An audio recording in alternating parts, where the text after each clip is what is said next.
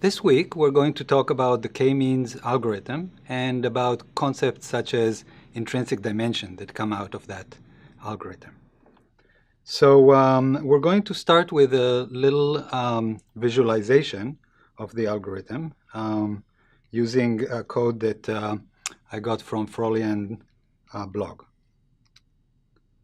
So the data that we're going to work with is a set of data points in 2 dimensions that are generated from a mixture of 3 spherical Gaussians.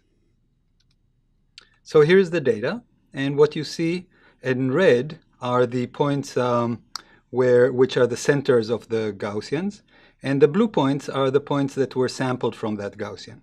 So you see there are many more samples from this one and less from this one and this one. But the Gaussians are pretty well separated, and so our hope is to basically figure out the red points just from the blue points. So to run the algorithm, we define a set of centroids, 3 centroids in this case, and we just choose them to be randomly selected points from the set. So this is the code that does that. And the algorithm itself, it consists of 2 steps. In each iteration, we do these 2 steps. So the first one is to associate each point with the closest center or centroid.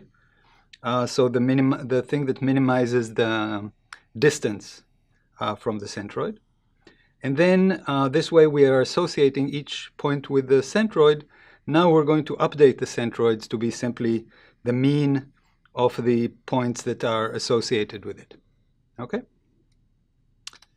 So this is the code that basically performs this.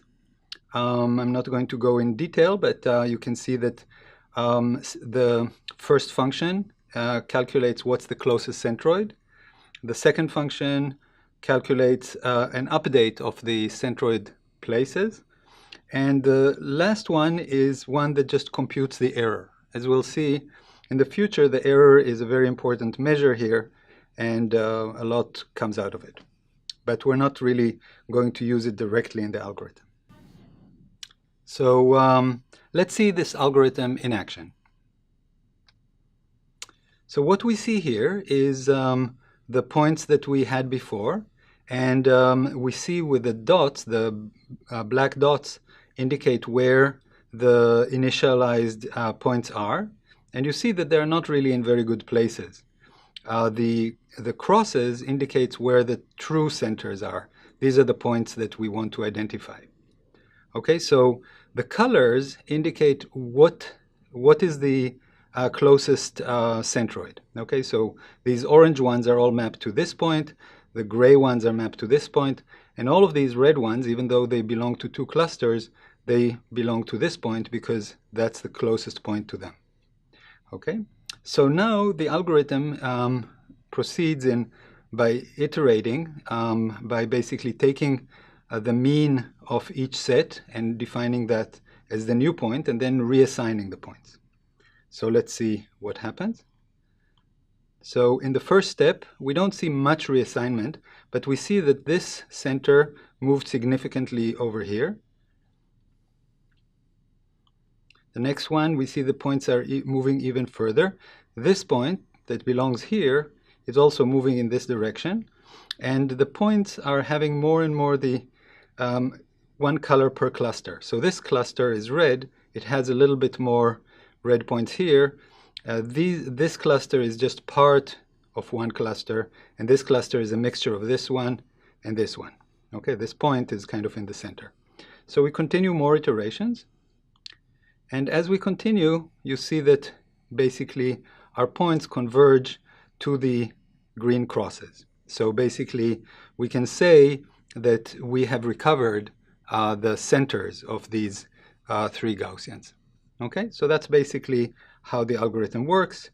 You can choose different data and see what it is. Another thing worthwhile watching is that at some point the assignment of the points to centroids does not change, And at that point, basically, the algorithm has converged and will not make any changes from that point on.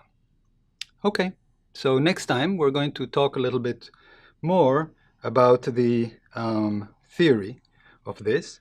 The K-means, to summarize, is an algorithm whose goal is to find the centers of clusters. And next we're going to talk more about the theory of this algorithm. I'll see you then.